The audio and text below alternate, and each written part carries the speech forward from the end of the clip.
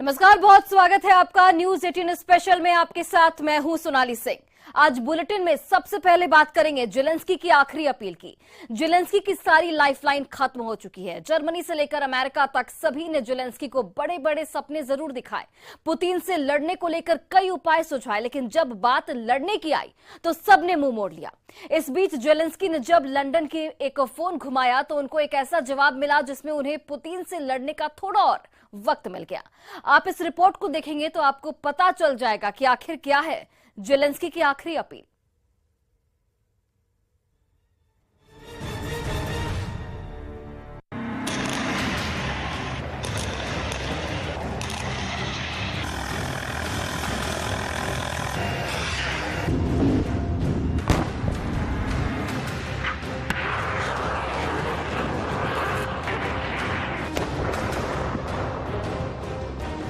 इन धमाकों, इन हमलों के बीच ज़ेलेंस्की हारेंगे या जीतेंगे, यही यूक्रेन युद्ध का सबसे बड़ा सवाल है।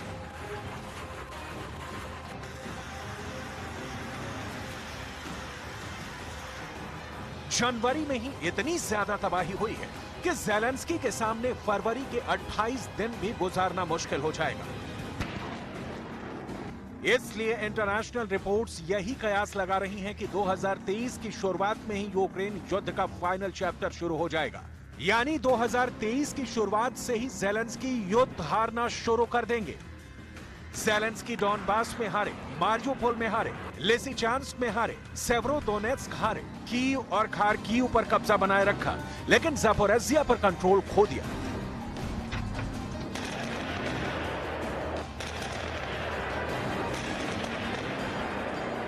खेरसॉन में ज़ेलेंस्की नई ताकत के साथ उभरे और पुतिन की फौज को नेप्रो नदी के दूसरे किनारे तक खदेड़ दिया। हालांकि बख्मुत से लेकर नीप्रो नदी के सभी मोर्चों पर पुतिन का प्रेशर अब इतना ज्यादा है कि वॉशिंगटन डीसी से लेकर लंदन और मॉस्को के साथ बर्लिन से लेकर बीजिंग, हर सिक्योरिटी हलकों में यह बात तय मानी जा रही है कि ज़ेलेंस्की को जनवरी नहीं तो फरवरी में सरेंडर करना पड़ेगा। फरवरी भी वो बचा ले गए तो मार्च में पुतिन की जीत पक्की है। लेकिन इन सब के बीच यूक्रेन की एक उम्मीद है जिसका दामन ज़ेलेंस्की ने बहुत मजबूती से पकड़ा हुआ है, और वो है ब्रिटेन, जो ज़ेलेंस्की की हार और जीत के बीच एक बड़ी दीवार बनकर खड़ा हो गया है। ब्रिटेन ने ज़ेलेंस्की की आखिरी पल तक मदद करने की कसम खाई है और ये बात ज़ेलेंस्की के लिए बड़ी राहत वाली है।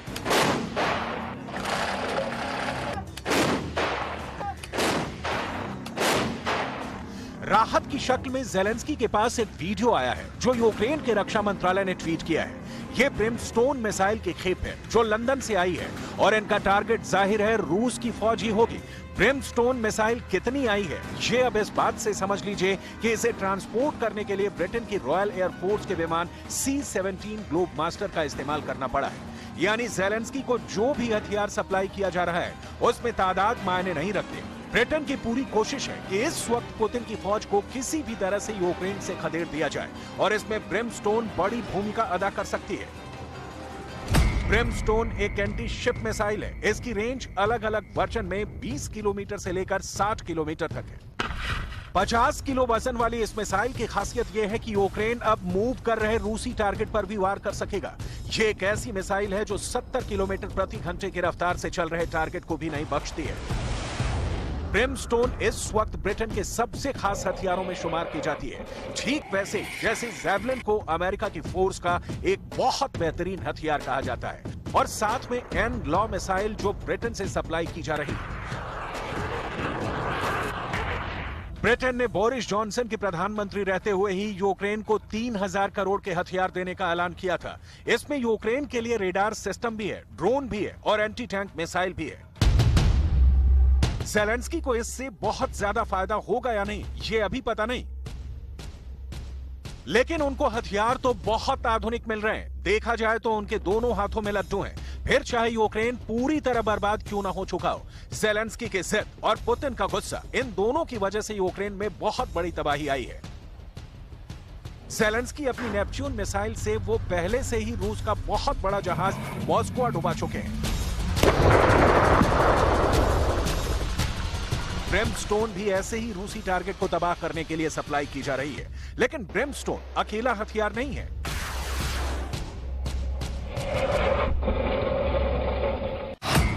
ब्रिटेन ने यूक्रेन के लिए अपना स्टॉर्मर एंटी एयरक्राफ्ट सिस्टम भी पेश किया। ये एक तरह की छोटी सी बख्तरबंद गाड़ी है जिसमें स्टिंगर मिसाइल भी लगी होती है। इसमें 2 एंटी टैंक मिसाइल भी हैं और ये 30 किलोमीटर की कैनन से भी लैस है।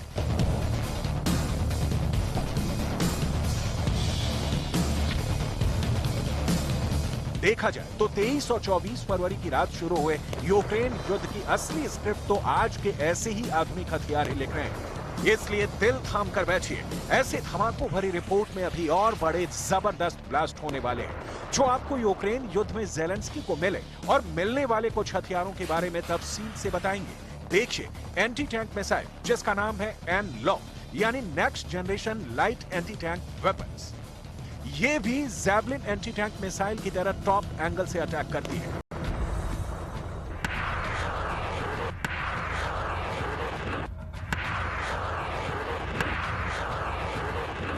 यूक्रेन को ब्रिटेन से 3,500 से ज्यादा एन-लॉ मिसाइल सिस्टम मिले हैं। जर्मनी से यूक्रेन को 1,000 एंटी टैंक हथियार मिले हैं। नॉर्वे ने 2,000 सिस्टम दिए हैं। Sweden 5,000 anti tank system Ukraine को दे रहा है। इसमें 84 एंटी टैंक लॉन्चर भी है और एन-लॉ मिसाइल भी है। एन-लॉ ऐसा सिस्टम है जिसमें इस मिसाइल को फायर करने वाले सैनिक को 3 सेकंड तक इसे ट्रैक करना पड़ता है और फिर उसके बाद ये अपने आप अपने टारगेट यानी टैंक तक पहुंचती है और फिर उसके 1 मीटर की ऊंचाई पर पहुंचकर आखिरी हमला करती है। 12.5 किलो के इस मिसाइल को लाने ले जाने में कोई दिक्कत नहीं है और रेंज चाहे 800 मीटर हो या 20 मीटर, एन-लॉ इन दूरियों के लिए एक परफेक्ट हथियार कहा जाता है। एन-लॉ ने रूस को यूक्रेन में बहुत ज्यादा नुकसान पहुंचाया है। रूस ने यूक्रेन की फौज से बहुत सी एंटी टैंक मिसाइल बरामद की है। ये man portable anti tank system इस वक्त यूक्रेन युद्ध में रूस का सबसे ज्यादा खून बहा रहे हैं। यूक्रेन की ताकत बने ये एंटी टैंक हथियार गजब का प्रदर्शन कर रहे हैं।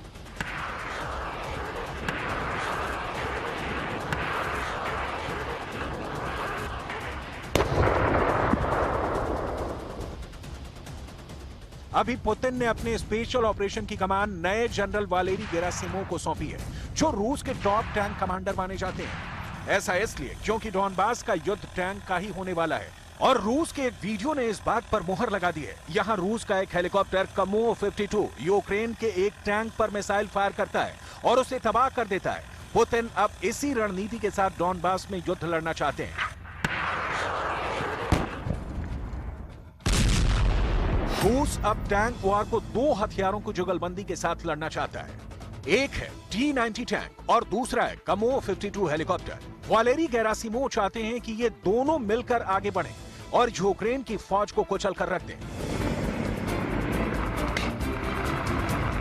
टैंक और अटैक हेलीकॉप्टर एक दूसरे के दुश्मन होते हैं तो ये एक दूसरे की ताकत भी बन जाते हैं। एक attack helicopter anti tank missile के साथ लैस होता है और वो दुश्मन के टैंक को टारगेट करता हुआ अपनी फौज के टैंक के लिए रास्ता साफ करता है।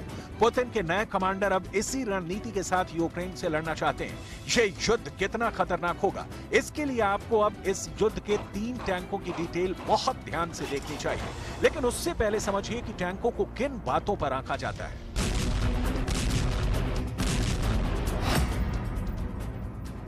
एक अच्छे टैंक की 3 खासियत होती है। सबसे पहले उसकी फायर पावर, दूसरी उसके बख्तर यानी दुश्मन के हमले को सहने की शक्ति और तीसरा है उसका वजन और मोबिलिटी यानी वो कितनी रफ्तार से चलता है। यही वजह है कि ब्रिटेन अब यूक्रेन को अपना चैलेंजर टैंक दे रहा है।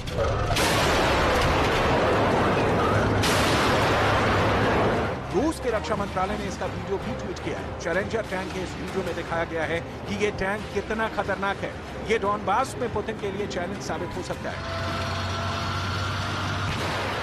इस टैंक के जरिए ज़ेलेंस्की पुतिन के T-90 और T-72 जैसे टैंक को चैलेंज कर सकते हैं। लेकिन सवाल है ऐसा कब तक चलेगा और कितने टैंक ज़ेलेंस्की को मिलेंगे, ये बहुत बड़ा रहस्य बना हुआ है।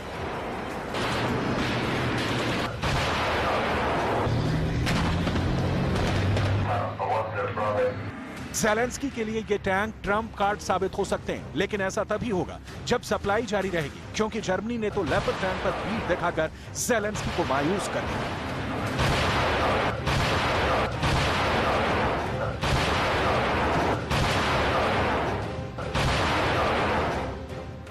इसीलिए अब उन्होंने ब्रिटेन से चैलेंजर टैंक बड़ी तादाद में मांगे हैं। ज़ेलेंस्की की पूरी डिमांड तो 300 टैंक की है, लेकिन अगर उन्हें 10-20 टैंक भी मिल जाते हैं तो गनीमत होगी।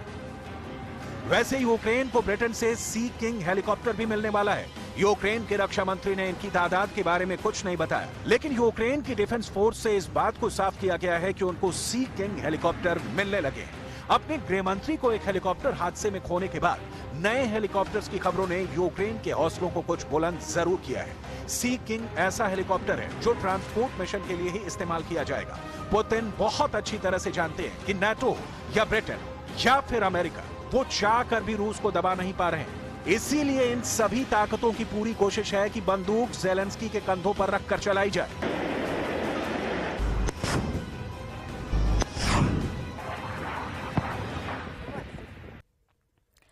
ज़ेलेंस्की को ब्रिटेन से बहुत उम्मीद है और इस उम्मीद पर ब्रिटेन खड़ा भी उतरा है। अब ब्रिटेन से यूक्रेन को टैंक के अलावा ऐसा फाइटर जेट भी मिल सकता है जिसकी तूफानी बमबारी को रोकना मुश्किल ही नहीं, नामुमकिन भी हो सकता है। इस रिपोर्ट को आप देखेंगे तो आपको पता चलेगा ज़ेलेंस्की का ये नया तूफान क्यों उनके लिए गेम चेंजर बन सकता है।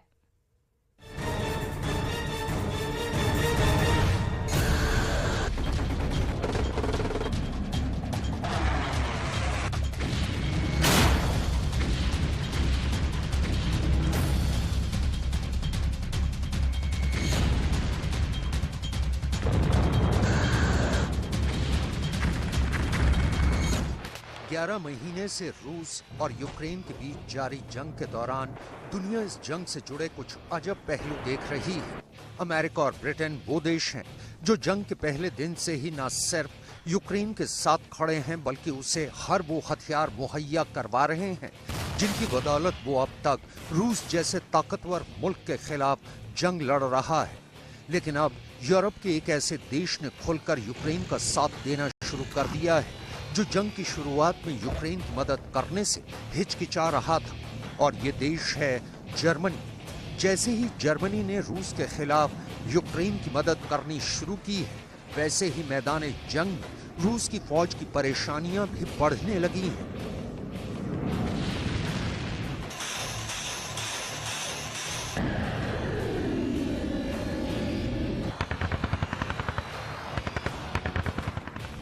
इससे पहले हम आपको ये बताएं कि जर्मनी की मदद से कैसे मैदान जंग में रूस की परेशानियां बढ़ रही हैं। उससे पहले जरा इन तस्वीरों में छिपी एक अहम हकीकत को समझिएगा। खुले आसमान में परवाज भरता और खतरनाक मैन्यूवर दिखाता ये जर्मनी का टॉर्नेडो फाइटर जेट है।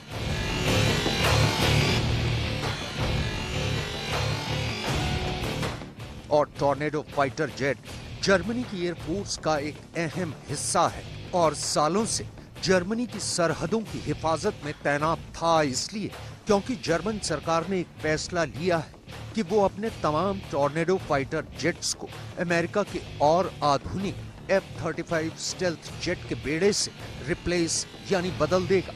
फिलहाल जर्मनी के पास 93 टॉर्नेडो फाइटर जेट हैं। तो अब सवाल उठता है कि आखिर Germany in 93 tornado fighter jets का क्या करेगा।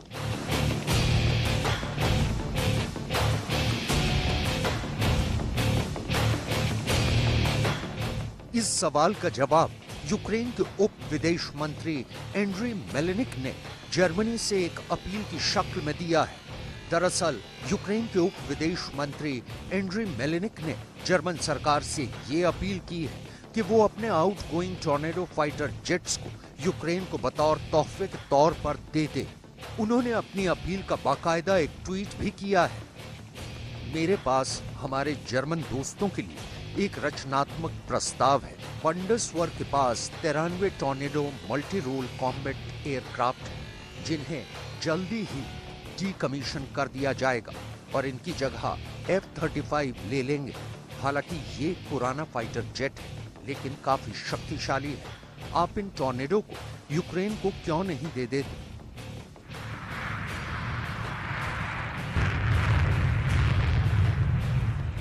इसमें कोई शक नहीं कि टॉर्नेडो फाइटर जेट काफी पुराना है और खासकर रूस की एयर फ्लीट के सामने। लेकिन अगर जर्मनी इतनी बड़ी तादाद में यानी अपने 93 टॉर्नेडो फाइटर जेट यूक्रेन को दे दिए तो यकीनन एयर कॉम्बैट में रूस की दिक्कतें और बढ़ जाएंगी, क्योंकि वैसे भी अमेरिका और ब्रिटेन यूक्रेन को जमीनी लड़ाई के लिए लगातार हथियार सप्लाई कर रहे हैं। फिलहाल जर्मनी इसके 3 वर्जन इस्तेमाल कर रहा है, tornado IDS fighter bomber, tornado ECR और टॉर्नेडो ADV। आइए अब आपको टॉर्नेडो फाइटर जेट की खासियत बताते हैं। टॉर्नेडो एक मल्टी रोल फाइटर जेट है। ये 2 सीटर जेट है, यानी इसे 2 पायलट उड़ाते हैं। इसका विंग स्पैन 13.91 मीटर, ऊंचाई 5.95 मीटर और लंबाई 16.72 मीटर होती है। टॉर्नेडो 20,240 किलोग्राम वजन लेकर उड़ने में सक्षम है। ये 2400 किलोमीटर प्रति घंटे की रफ्तार से उड़ान भर सकता है। सिर्फ इतना ही नहीं, जंग के हालात में टॉर्नेडो दुश्मन के खिलाफ कैसे कारगर हथियार भी बन सकता है, आइए अब आपको वो भी बता दें। टॉर्नेडो की कॉम्बैट रेंज 1390 किलोमीटर है। ये 50,000 फीट तक उड़ान भर सकता है। इसमें 27 mm की एक PK-27 रिवॉल्वर कैनन फिट होती है। टॉर्नेडो में 7 हार्ड पॉइंट होते हैं, जिन पर अलग अलग हथियार फिट किए जा सकते हैं। इसे 2 एयर टू एयर मिसाइलों, 12 ब्रिमस्टोन मिसाइलों, 2 स्टॉर्म शैडो मिसाइलों और 9 एंटी रेडिएशन मिसाइलों से लैस किया जा सकता है। इसके अलावा इसे कई तरह के घातक बमों से भी लैस किया जा सकता है। इतना ही नहीं, टॉर्नेडो आधुनिक वॉरफेयर सिस्टम से भी लैस है।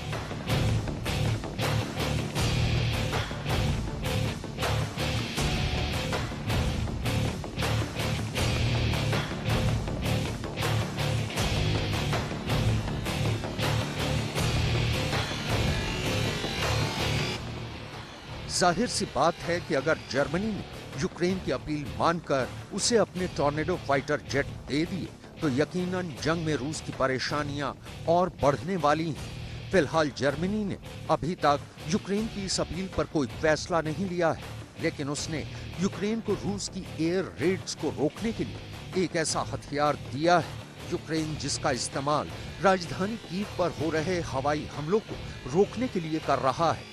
लेकिन आपको इस हथियार के बारे में बताने से पहले आइए एक वीडियो दिखाते हैं।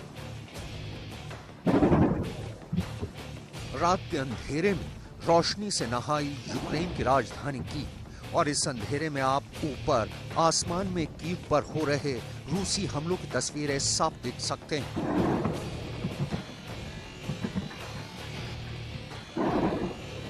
लेकिन इसके साथ साथ जमीन से रोशनी की एक तेज धारनुमा लहर दिखाई देती है, जो आसमान में किसी चीज को तबाह कर देती है। दरअसल रोशनी की ये धारनुमा लहर जर्मनी के जेपार्ड एंटी एयर डिफेंस से हो रही फायरिंग की है, जिसके जरिए यूक्रेन कीव पर रूस के ड्रोन हमलों को रोक रहा है। यूक्रेन का दावा है कि उसने जर्मनी के जेपार्ड एंटी एयर सिस्टम की बदौलत 3 जनवरी तक रूस के 84 शाहिद 136 ड्रोन मार गिराए हैं।